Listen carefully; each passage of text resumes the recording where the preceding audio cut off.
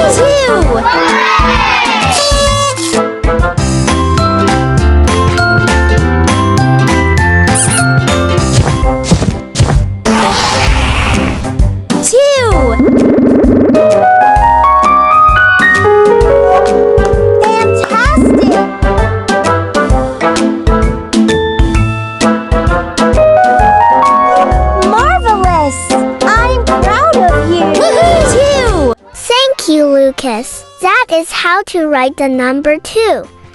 Remember, it's a curve and dash. Thank you for watching this lesson. Always practice.